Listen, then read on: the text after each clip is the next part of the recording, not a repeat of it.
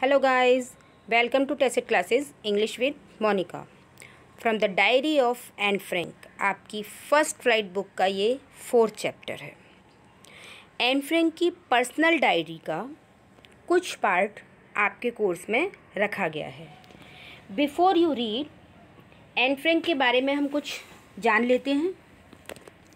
Anne Frank का जन्म 12 जून 1929 को हुआ था और उनकी डेथ 1945 को हो गई थी। फरवरी या मार्च ये पता नहीं है, इसीलिए यहाँ पर स्लैश लगा के लिखा हुआ है। ये एक जूइश गर्ल थी। तो उस समय क्या था कि नाज़ी पार्टी ने हिटलर के सपोर्ट से क्या किया था, वहाँ पर कब्जा कर लिया था। और ये लोग क्या करते थे, जो यहूदी लोग थे, जूइश मीन होता है यहूदी, तो यहूदी लोगों पर अत्याचार करते थे, बहुत बुरा सलूक करते थे। इसलिए फ्रैंक का परिवार जो कि यहूदी था, वो 1933 में नाजियों के अत्याचार से बचने के लिए जर्मनी छोड़कर चले गए थे। और एन के पिता ऑटो फ्रैंक वो एम्स्टर्डम में जाके एक कंपनी में जॉब करने लगे थे। ठीक है, और ये लोग एक कंपनी में जाके जॉब करने लगे थे। तो नाज़ीज़ से बचने के लिए इन लोगों ने क्या किया कि ये इनके पापा के ऑफिस में जाके, जो इनके पापा थे ऑटो फ्रैंक, उनके ऑफिस में जाके ये लोग छुप गए थे और ये लोग 2 साल तक वहाँ पर छुपे रहे। एन को जो है इनके 13 बर्थडे पर एक डायरी गिफ्ट में मिली, जिसमें इन्होंने लिखना शुरू किया। उनको लिखना बड़ा अच्छा लगता था, है ना। तो वो अपनी इस डायरी में उस पूरे समय के दौरान जो जो वहाँ हुआ, जब वो छुपी रहीं 2 साल तक, क्या क्या हुआ उनके साथ, कितनी अत्याचार सहे, कितनी सारी चीज़ें हुई, क्या क्या हुआ, वो सब कुछ उसमें उन्होंने लिखा है। उनकी डायरी में अंतिम बार छुपने के स्थान का पता चलने के थोड़ी देर पहले लिखा हुआ भी इसमें है कि उन्होंने थोड़ी देर पहले उसमें क्या लिखा था। ठीक है, फिर क्या हुआ, उनके परिवार को ले जाके कहाँ पर रख दिया, बंदी शिविर जो होते हैं, जहाँ पर बंदियों को रखा जाता है, वहाँ पर कंसंट्रेशन सेंटर जिसे बोलते हैं, वहाँ पर इनको रख दिया गया। और जब सेकेंड वर्ल्ड वॉर समाप्त हुआ, तब इनकी डायरी जो है मिली, किसको मिली, इनके पापा को, क्योंकि उसमें से कोई भी बचा नहीं था इनके परिवार में, सिर्फ इनके पापा ही अकेले थे जो बच पाए थे। तो इनके पापा ने फिर उस डायरी को छपवाया, और वो डच लैंग्वेज में थी, तो फिर उन्होंने उसे इंग्लिश में छपवाया और उसका नाम क्या दिया गया, the diary of a young girl. ये एक नोवेल की तरह छपी। और ये जो डायरी है वो इतनी ज़्यादा पसंद की गई लोगों के द्वारा, इतनी ज़्यादा पसंद की गई कि सब ने इसको खूब पढ़ा। जैसे ही छपी तो इसे खूब कामयाबी मिली और लोगों ने इतना पसंद किया कि इसकी डायरी पर आधारित एक हॉलीवुड में फिल्म भी बनाई गई, है ना। और उसकी डायरी में ज़्यादातर पाठक इस भावना के साथ सामने आए हैं कि वह अकेली लड़की, है ना, छोटी सी लड़की होते हुए वो कितनी परिपक्व थी और उसने प्रतिकूल परिस्थितियों में भी चुप रहने से इनकार कर दिया। उसने सारी बातें उसमें लिखी हैं। ठीक है, तो बस यही है इसका बैकग्राउंड। चलिए अब हम पहुंचते हैं अपने चैप्टर पे कि चैप्टर में आखिर एन फ्रैंक हमको बताना क्या चाहती हैं, डायरी उन्होंने कैसे लिखी, क्या एक्सपीरियंस था उनका। ठीक है, यहाँ से ये चैप्टर शुरू होता है। Writing in a diary is a really strange experience for someone like me. वो कह रहे हैं कि एक डायरी को लिखना बहुत ही स्ट्रेंज, यानी बहुत ही अजीब सा एक्सपीरियंस है मेरे जैसी लड़की को लिखने के लिए। Not only because I have never written anything before, but also because it seems to me that later on neither I nor anyone else will be interested in the musing of a 13-year-old schoolgirl। अब वो बता रही हैं कि एक अजीब सा experience है, बड़ा स्ट्रेंज सा है मेरे लिए, इसलिए नहीं कि मैं जो है एक 13 ईयर गर्ल हूँ, मैंने कभी ये लिखा नहीं है, इसलिए नहीं, बल्कि इसलिए कि शायद बाद में भी मेरी इस डायरी के बारे में कोई इसको मैं या कोई और इसको पढ़ना ही ना चाहे। But also because it seems to me, मुझे ऐसा लगता है कि शायद बाद में जब मैं ये डायरी लिख दूँगी उसके बाद मैं या कोई और जो है एक 13 ईयर ओल्ड स्कूल गर्ल के विचारों को क्यों जानना चाहेगा, है ना, क्यों पढ़ना चाहेगा। कि लोग ये सोचेंगे कि इतनी छोटी सी तो बच्ची है, इसने क्या लिखा होगा इसमें, है ना। इसलिए म्यूजिंग्स में होता है उनके थॉट्स क्या है ना, विचारों को कौन जानना चाहेगा। बात समझ में आई इतनी। चलिए आगे चलते हैं। ओह वेल इट डजेंट मैटर, उन्होंने कहा ओ चलो ठीक है, ये इट डजेंट मैटर, इससे कोई फ़र्क नहीं पड़ता। आई फील लाइक राइटिंग, मैं लिखना चाहती हूँ। And I have an even greater need to get all kinds of things off my chest, और मेरे को बहुत आवश्यकता है कि मेरे हृदय में जो भी भाव आ रहे हैं, जो भावों से भरा हुआ है मेरा हृदय, मेरा सीना जो भरा हुआ है, उसको निकालने के लिए, उसको लिखने के लिए मुझे बहुत आवश्यकता है। किस चीज़ की? इस डायरी की। मतलब क्या होता है कि हम जिस चीज़ को कह नहीं पाते हैं उसको हम लिख के ज़्यादा अच्छे से एक्सप्रेस कर सकते हैं। I have an even greater need to get all kinds of things off my chest, मतलब अपने हृदय के भावों को लिखने के लिए मुझे बहुत आवश्यकता है ऐसी कोई चीज़ की। ठीक है। Paper has more patience than people. अब वो बता रही हैं कि ये जो पेपर है जिस पर वो लिख रही हैं उसके पास ज़्यादा पेशेंस है किसी भी आदमी की अपेक्षा। यानी कोई व्यक्ति इतने धैर्य से किसी की बातें नहीं सुनेगा, लेकिन पेपर कोई विरोध नहीं करेगा, वो सब बातें सुनेगा। आप उस पर कुछ भी लिख सकती हो, है ना, और कितनी भी देर तक लिख सकती हो। इसलिए उन्होंने क्या कहा, paper has more patience than people. I thought of this saying on one of those days when I was feeling a little depressed and was sitting at home with my chin in my hands। अब वो बता रही हैं कि मैंने उस समय सोचा था ये सब कुछ जब मैं परेशान रहती थी, कोई ऐसा व्यक्ति नहीं था मेरे पास जिससे मैं अपनी बातें कह सकूं, है ना। मैं कैसी थी, थोड़ा सा कैसा फील कर रही थी, मैं डिप्रेस्ड फील कर रही थी, थोड़ा निराश थी मैं, है ना। और जब निराश होती थी तो मैं क्या करती थी कि मैं अपने हाथों में अपनी चिन को लेके बैठ जाती थी। आप लोग भी परेशान होते हैं तो क्या करते हैं, अपने हाथों, अपनी ठोड़ी को क्या करेंगे, अपने हाथों पे रखेंगे और इस तरीके से बैठ जाएंगे। तो इस तरीके से वो भी सोचा करती थी।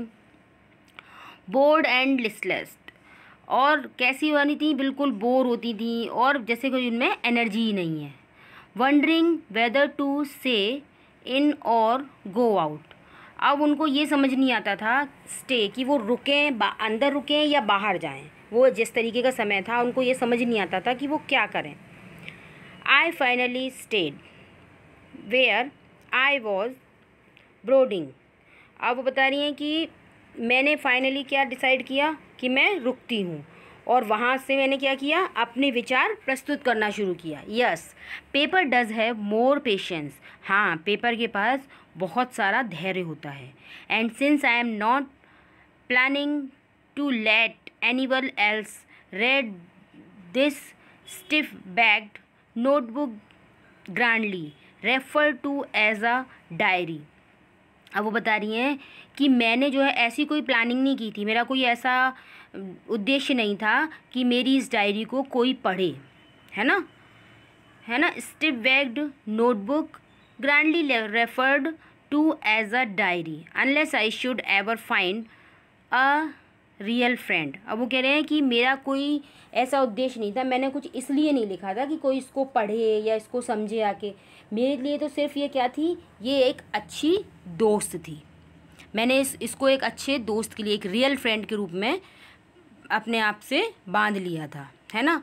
It probably want make a bit of difference, और इसमें और दोस्तों में क्या था, थोड़ा सा अंतर था। क्या था, संभवतः अंतर था क्या। Now I back to the point that prompted me to keep a diary in the first place, I don't have a friend. Prompted का मतलब होता है किसी एनकरेज करना, है ना, उत्साहित किया। तो कहते हैं अब मैं अपने पॉइंट पे आती हूँ कि दैट प्रॉम्प्टेड मी, इसने मुझे उत्साहित किया to keep a diary in first place, मतलब डायरी को फर्स्ट प्लेस पे रखने के लिए, मतलब मेरा एक रियल फ्रेंड है, सबसे पहले डायरी सबसे पहले आती है। आई डोंट हैव अ फ्रेंड, मेरे पास कोई फ्रेंड नहीं था, इसलिए डायरी ही मेरी सबसे पहली मित्र बनी। Let me put it more clearly, since no one will believe that a 13-year-old girl is completely alone in the world.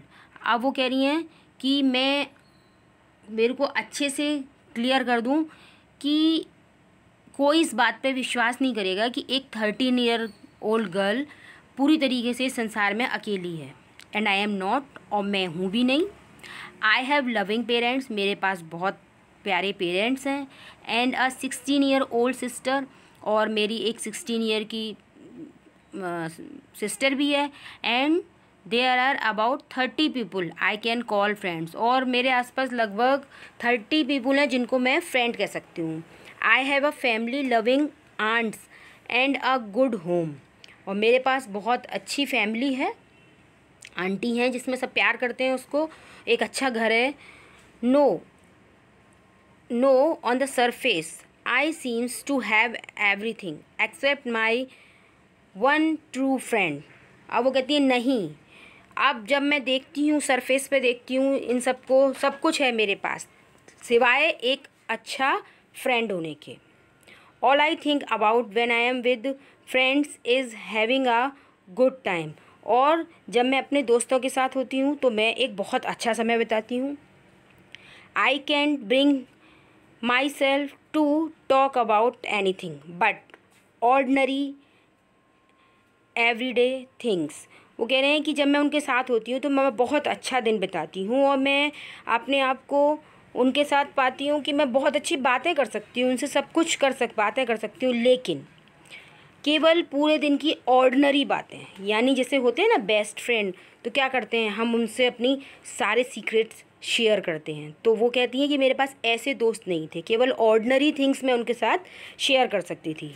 We don't seem to be able to get any closer and that's the problem. और परेशानी यही थी कि मैं उनके साथ कुछ secrets share नहीं कर सकती थी, इतनी क्लोज़र नहीं थी ना, केवल ऑर्डिनरी बातें ही कर सकती थी। Maybe it's my fault that we don't confide in each other, और हो सकता है कि इसमें मेरी ही गलती हो, है ना, कि मैं जो है उनके साथ इतनी फ्रैंक नहीं हो पा रही थी ना। कन्फाइड मीन्स होता है to tell personal things privately to a person that one trust, है ना, कि मतलब मैं उनके संग इतनी फेमिलियर नहीं हो पा रही थी कि मैं सारे सीक्रेट्स उनको बता सकूं। हो सकता है इसमें मेरा ही फॉल्ट हो।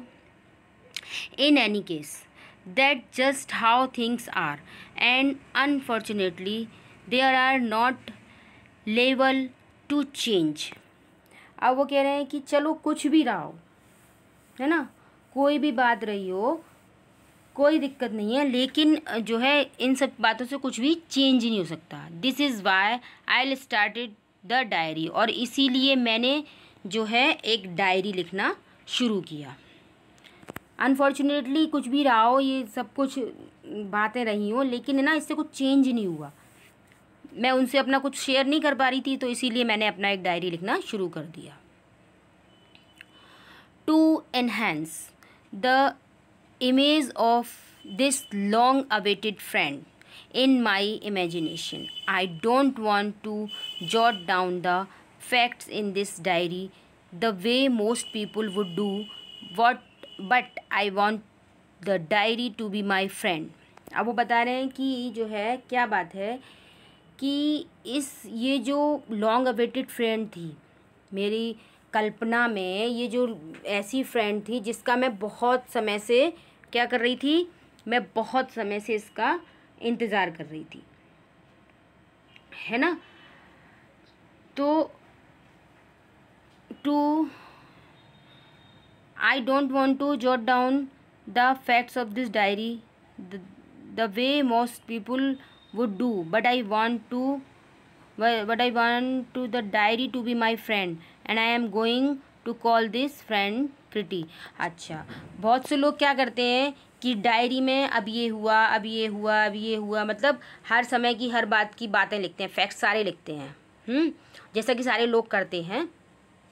लेकिन मैं क्या कर रही थी, मैंने क्या किया था, उस डायरी को एज आ फ्रेंड यूज़ किया था। वो मेरी फ्रेंड थी, ठीक है, और मैं उसको क्या करना चाह रही थी, मैं उसको एज अ फ्रेंड रखना चाहती थी, इसलिए मैंने उसका नाम क्या रखा, किटी रखा। मैं उसको किटी बुलाती हूँ, ठीक है। Since no one would understand a word of my story to Kitty. If I were to plunge right in, I'd better provide a brief sketch of my life, much as I dislike doing so. अब वो कह रहे हैं कि जब तक लोग बाग इस चीज़ को कुछ भी नहीं समझ पाएंगे, मेरी और किटी की स्टोरी को, अगर मैं सीधा उस पर प्लंज कर दूँ, मतलब मैं उसमें लिखना प्रारंभ कर दूँ, जल्दी से उसमें बस छलांग लगा दूँ, क्या हुआ ऐसा सब कुछ लिखना शुरू कर दूँ, तो लोगों को मेरे और किटी के रिलेशन के बारे में कुछ भी समझ नहीं आएगा। तो इससे अच्छा ये है कि मैं एक थोड़ा सा ब्रीफ छोटा सा स्केच जो है अपनी लाइफ का बताऊं, जो कि मुझे बिल्कुल पसंद नहीं है, लेकिन मेरे को बताना पड़ेगा। My father the most adorable father I have ever seen. मेरे पापा सबसे प्यारे पापा जो मैंने संसार में देखे हैं, उनसे सबसे प्यारे पापा हैं मेरे। Didn't marry my mother until he was 36 and she was 25। अब बता रहे हैं कि उन्होंने तब तक मेरी माँ से शादी नहीं करी जब तक वो 36 ईयर के नहीं हो गए, और मेरी मम्मा 25 ईयर की थी। माई सिस्टर मार्गोट, मेरी बहन Margot was born in Frankfurt in Germany in 1926। और मेरी बहन जो थी मार्गरेट, वो जर्मनी में 1926 में फ्रैंकफर्ट में पैदा हुई थी। आई वॉज बॉर्न ऑन 12 जून 1929, और मैं जो है 1929 को जो पैदा हुई थी। I lived in Frankfurt until I was 4, और मैं फ्रैंकफर्ट में जब तक रही जब तक मैं 4 साल की नहीं हो गई। My father immigrated to Holland in 1933। मैंने आपको शुरू में बताया था कि ये 1933 में छोड़ के चले गए थे, तो उन्होंने बताया कि मेरे पापा हॉलैंड चले गए थे। कहाँ? 1933 में। My mother Edith Hollander Frank went with him to Holland in September, और मेरी मामा भी सितंबर में वहाँ पर चली गई थी। While Margot and I were sent to Aachen to stay with our grandmother, और मेरे को और मेरी बहन को कहाँ पे रहना पड़ा था? एकेन में जाके अपनी ग्रैंड मदर के साथ रहना पड़ा था, ठीक है। Margaret went to Holland in December, और मार्गरेट जो है दिसंबर में चली गई थी Holland, and I followed in February, और मुझे जो है मैंने फरवरी में उनका पीछा किया, यानी मैं फरवरी में वहाँ पे गई। When I was plunked down on the table as a birthday present for Margaret, और मुझको जो है उस टेबल पर मार्गरेट के बर्थडे प्रेजेंट की तरह जाके पटक दिया गया, रख दिया गया था उनके पास ले जाके, मतलब छोटी बहन को, ये लो तुम्हारा बर्थडे गिफ्ट, इस तरीके से। I started right away at the Montessori nursery school, और मैंने वहाँ पर जो है मॉन्टेसरी नर्सरी स्कूल की पढ़ाई की। I stayed there until I was 6, और मैं वहाँ पर तब तक रही जब तक मैं 6 साल की नहीं हो गई। Eight which time I start in the first form, और वहाँ पर मैंने फर्स्ट फॉर्म में यानी पहली क्लास में जाना शुरू किया। In the 6th form of my teacher was Mrs Kuperus the headmistress, और जो है 6th क्लास की मेरी जो टीचर थी वो हेड मिस्ट्रेस थी वहाँ की, Mrs Kuperus. At the end of the year we were both in tears as we said a heartbreaking farewell, और जब 6th क्लास के बाद जब मुझे वहाँ से जाना हुआ तो मेरी जो हेड मिस्ट्रेस थी और मैं दोनों बहुत दुखी हुए थे, मतलब आंखों में आंसू आ गए थे जब हमें वहाँ से फेयरवेल हुई थी। हार्ड ब्रेकिंग फेयरवेल थी हमारी, वो बहुत दुखी हुए थे दोनों। In the summer of 1941 grandma fell ill and had to have an operation. 1941 में ग्रैंडमा जो है बीमार पड़ गई थी और उनका एक ऑपरेशन हुआ। So my birthday passed with little celebration, तो मेरा बर्थडे पे बहुत थोड़ा सा ही सेलिब्रेशन हुआ था। ग्रैंडमा डाइड इन जनवरी 1942, और मेरी ग्रैंडमा जो है 1942 में मर गई थी। No one knows how often I think of her and still love her. कोई नहीं जान सकता कि मैं उनके बारे में कितना सोचती हूँ और उनको अभी भी कितना प्यार करती हूँ। ये अपनी दादी माँ के बारे में बता रही हैं। This birthday celebration in 1942 was intended to make up for the other. अच्छा, the grandma's candle was lit along with the rest. अब उनका जो दूसरा बर्थडे मनाया गया उसके बाद का, अब ग्रैंडमा की तो डेथ हो गई थी तो उनका बर्थडे इस तरीके से मनाया गया कि पहले बर्थडे में जो कसर रह गई थी उसको पूरा कर दिया गया, ठीक है। और एक कैंडल जो है दादी माँ के नाम की भी जलाई गई। The four of us are still doing well, and that bring me to the present date of 20 June 1942 and the Salmon dedication of my diary. अब वो कह रही हैं कि हम जो है चारों अच्छे तरीके से रह रहे थे और अब इस सब ने मुझको कहाँ पे ले आया, मैं अपने प्रेजेंट में आ गई 20 जून 1942 में, और मैंने बड़ी गंभीरता से डेडिकेशन से अपने डायरी लिखना शुरू किया। क्या लिखा उन्होंने? डियरेस्ट किटी, मेरी प्यारी Kitty, our entire class is quaking in its boots. Quaking in its boots का मतलब उनके जो हो पैर थे वो कांप रहे थे। Shaking with fear and nervousness, यानी पूरी क्लास के पैर जो है डर की वजह से कांप रहे थे। The reason of course is the forthcoming meeting in which the teacher decide who will move up to the next form and who will be kept back. Of course वास्तव में ये जो था पैरों का कांपना और डरना निश्चय ही ऐसा होना चाहिए था। क्योंकि जो है जो टीचर्स की मीटिंग चल रही थी और उसमें ये डिसाइड होना था कि कौन अगली क्लास में जाएगा और कौन यहीं पीछे रह जाएगा, यानी कौन पास होगा और कौन फेल होगा। Half the class is making bats, और जो है क्या हो रहा था क्लास में, बैट्स लगाई जा रही थी, शर्त लगा रहे थे सब। GN and I laugh ourselves silly at the two boys behind us। उनकी एक फ्रेंड थी GN और ये दोनों हंस रहे थे खुद में ही, क्योंकि इनके पीछे वाली सीट पर दो लड़के थे, CN and Jacques, who have stacked their entire holiday saving on their bed from morning to night। It's your going to pass। No I am not, yes you are, no I am not. अब वो इस बात पे हंस रही कि वो जो दो लड़के थे CN और जैक्यूज, वो क्या कर रहे थे, उनने अपनी पूरी हॉलीडेज़ की जो सेविंग थी वो जो है किस पे लगा दी थी, शर्त लगा दी थी, दाव पे लगा दी थी। किस लिए?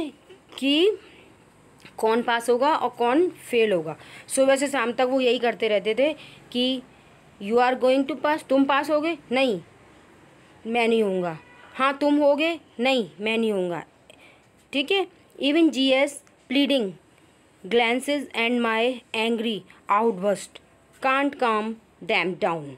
अब वो कह रहे हैं कि जबकि मेरी जो फ्रेंड थी GS, उसने तो उनसे क्या किया, थोड़ी प्रार्थना भी की, भाई बस बहुत हो गया, कितना करोगे, प्लीडिंग प्रार्थना की, एक प्रार्थना के अंदाज में उनसे कहा कि भाई बहुत हो गया।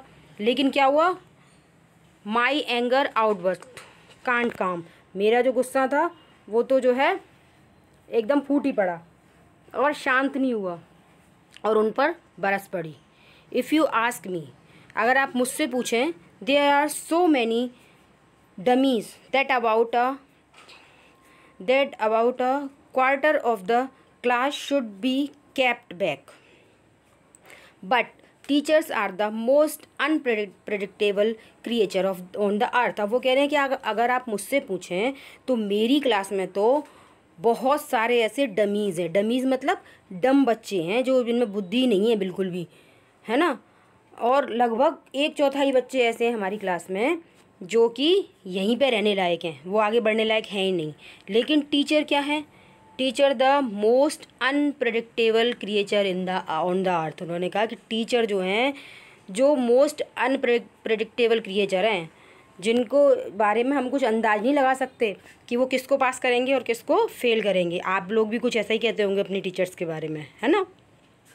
चलिए, आई am not so worried about my girlfriend and my self. मैं ज़्यादा परेशान नहीं थी, बिल्कुल चिंतित नहीं थी, मैं अपने लिए और अपनी फ्रेंड के लिए। विल मेक इट, क्योंकि पता था कि हम जो है पास हो जाएंगे। The only subject I am not sure about is math. केवल एक ऐसा सब्जेक्ट था जिसमें मैं श्योर नहीं थी, वो था math. Anyway all we can do is wait, लेकिन हम कर ही क्या सकते हैं, हम केवल इंतज़ार कर सकते हैं। Until then we keep telling each other not to lose heart. और जब तक हम एक दूसरे से बस यही कहते रहेंगे कि सब ठीक हो जाएगा, सब कुछ ठीक होगा, है ना। लॉस हार्ट मतलब हिम्मत नहीं हारो, कुछ नहीं होगा, सब ठीक होगा, ठीक है।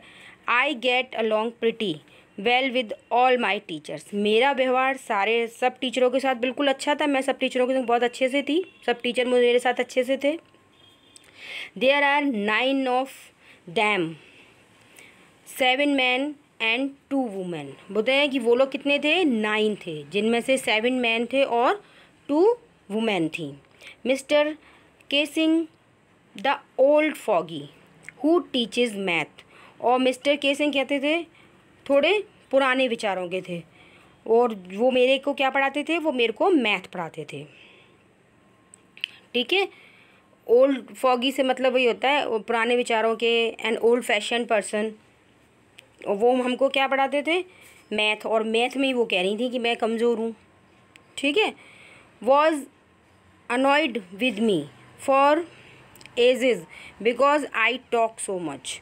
वो मेरे से बहुत ज़्यादा अनॉयड रहते थे, क्यों, क्योंकि मैं बहुत ज़्यादा बोलती थी। आफ्टर सेवरल वार्निंग्स ही असाइंड मी एक्स्ट्रा होमवर्क। बहुत सारी वार्निंग देने के बाद, बहुत सारी चेतावनी देने के बाद उन्होंने मुझे एक होमवर्क करने के लिए क्या दिया, मुझे एक असाइनमेंट दिया। An essay on a subject a chatterbox. और एक ऐसे लिखने को दिया, कौन से विषय पर, a chatterbox. A chatterbox, what can you write about that. इस पे आप लोग क्या लिख सकते हैं। I worry about that letter. मैं इसके बारे में बाद में सोचूंगी, बाद में चिंता करूँगी। आई डिसाइडेड, मैंने डिसाइड किया। I jotted down the little in my notebook, tucked it in my bag and try to keep quiet. मैंने उस पर निगाह डाली, उसको बंद किया, उसको लिख लिया मैंने अपनी डायरी नोटबुक में मैंने लिखा, और उसको लेके मैंने क्या किया, अपने बैग में अंदर डाल दिया, और कोशिश की कि मैं शांत बैठूं। That evening after I had finished the rest of my homework. उस शाम को मैंने अपना सारा होमवर्क ख़त्म कर लिया। द नोट अबाउट द ऐसे कॉट माई आइज़। और जो कुछ मुझे उस ऐसे के लिए लिखना था वो मेरी आंखों में तैरने लगा। लेकिन अचानक से मुझे एकदम से याद आ गया कि सर ने मुझे कुछ लिखने को दिया है। I began thinking about the subject while chewing the tip of my fountain pen. और मैं जो सब्जेक्ट के बारे में सोचने लगी, और जब मैं क्या कर रही थी, सोचते सोचते अपना फाउंटेन पेन के जो टिप थी उसको चबा रही थी। आप लोग पेंसिल को चबा जाते हैं पीछे से, पेन के कैप को चबा जाते हैं, ऐसा ही वो कर रही थी, ठीक है। Anyone could ramble on and leave big space between the words, but the trick was to come up with the convincing argument to prove the necessity of talking। अब वो कह रही हैं कि कोई भी, रेम्बल ऑन का मतलब होता है टॉक और राइट, है ना। एमलेसली फॉर लॉन्ग मतलब बड़ा करने के लिए आप कुछ भी लिखते चले जाओ, है ना। बड़ी बड़ी जगह छोड़ो पेपर्स में और लिखते जाओ, ऐसा आप कुछ भी कर सकते हो। बट कुछ ऐसा लिखना जो कैसा हो, कन्विंसिंग हो, इस तरीके का आर्ग्यूमेंट कि हम किसी को सेटिस्फाइड कर सकें, किसी को बता सकें कि बोलने की नेसेसिटी क्या है। Prove the necessity of talking, convincing argument, the statement made in such a manner that people believe it. मतलब इस तरीके का आर्ग्यूमेंट दिया जाए, इस तरीके की बातें लिखी जाए कि लोग उस पर विश्वास कर सकें कि बोलने की आखिर आवश्यकता है क्या। आई थॉट मैंने सोचा और सोचा, एंड सडनली और अचानक, आई हैड एन आइडिया मुझे एक आइडिया आया। I wrote the 3 pages mister Keesing had assigned me and was satisfied.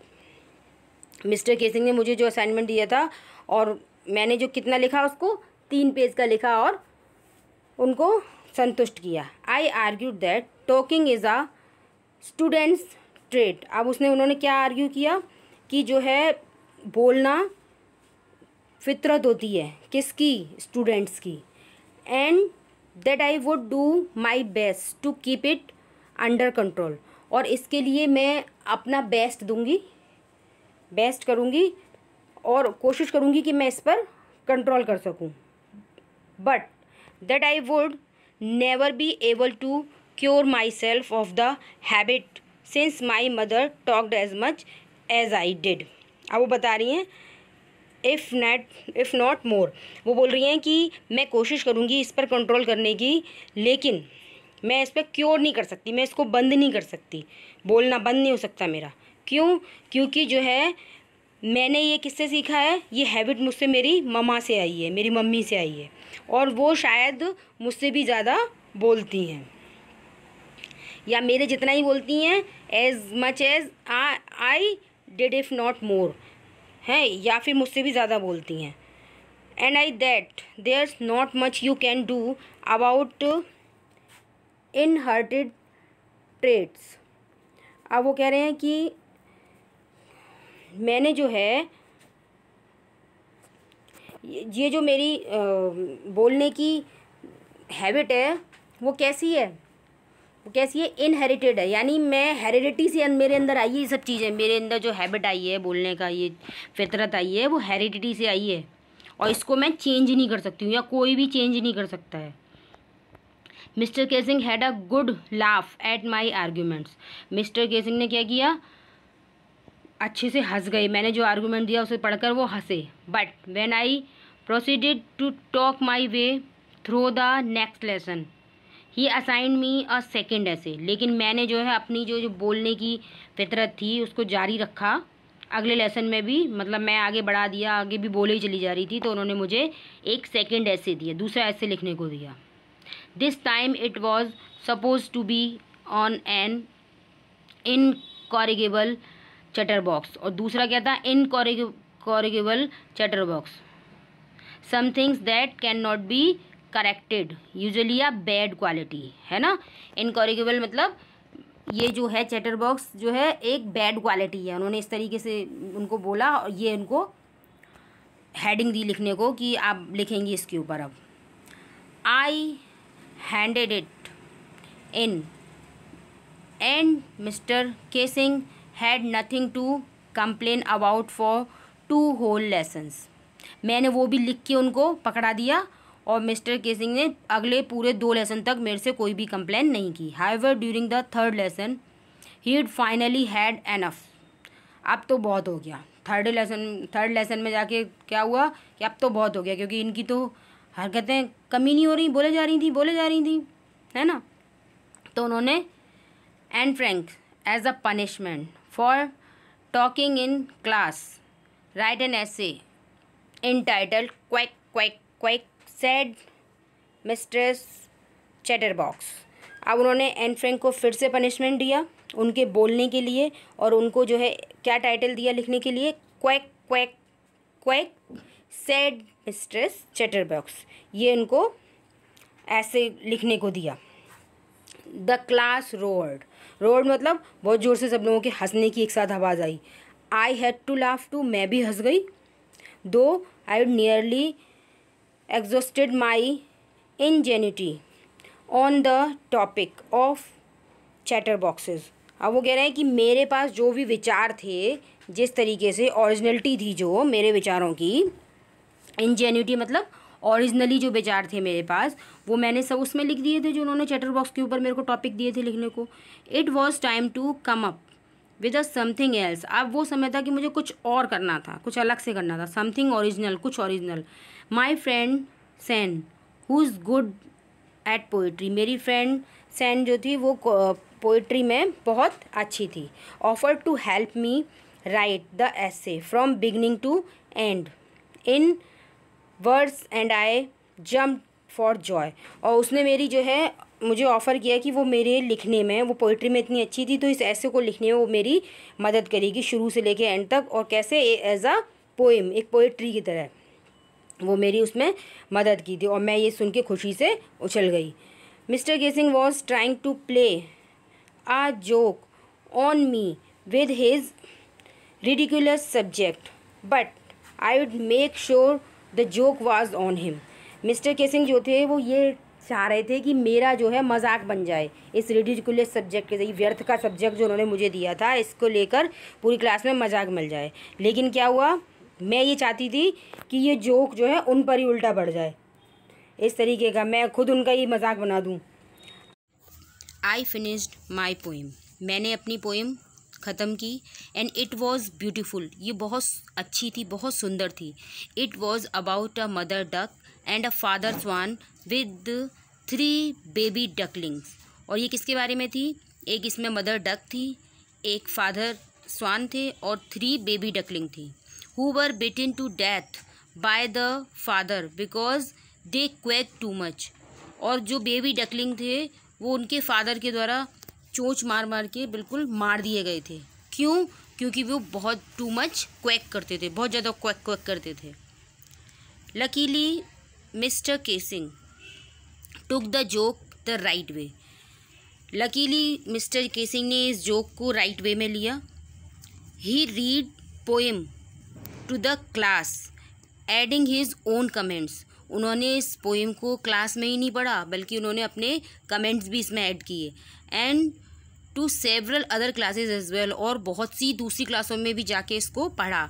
Since then I have been allowed to talk and haven't been assigned any extra homework, और तब से मुझे जो है class में बोलने की को अनुमति मिल गई, अलाउड कर दिया उन्होंने, और मुझे एज अ पनिशमेंट कोई और दूसरा उन्होंने असाइनमेंट भी नहीं दिया, होमवर्क में नहीं दिया उन्होंने, कोई एक्स्ट्रा नहीं दिया उन्होंने, यानी वो अब उनको अलाउड कर दिया कि वो बोल सकती हैं। ऑन द कॉन्ट्रेरी मतलब एकदम उनके विपरीत, जैसे वो थे मिस्टर केसिंग उसके विपरीत क्या हुआ, mister casings always making jokes these days, अब इन दिनों मिस्टर केसिंग्स भी हमेशा जोक किया करते हैं, मतलब एन ने उनको भी बदल दिया। तो ये था इसका लाइन वाइज लाइन हिंदी में एक्सप्लेनेशन। आई होप आपको अच्छे से समझ आया होगा। इस वीडियो को लाइक कीजिए, शेयर कीजिए। Thank you for watching.